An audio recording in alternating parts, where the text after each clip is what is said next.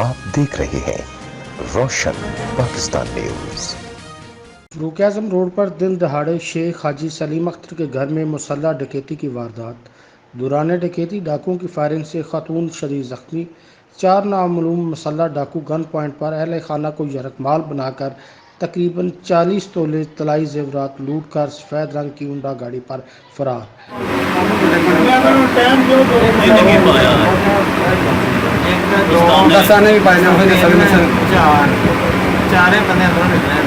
टोपी पाई कुछ नजर आई है। हाँ जी भाईजान उन्होंने 1 मिनट बना लिए तो बस ठीक 1 मिनट पीछे। वाक़या की इतला मिलने पर सिटी पुलिस की भारी नफरी मौका पर पहुंच गई। 3 बंदे एंटर होए एक गड्डी च सी। अच्छा जी।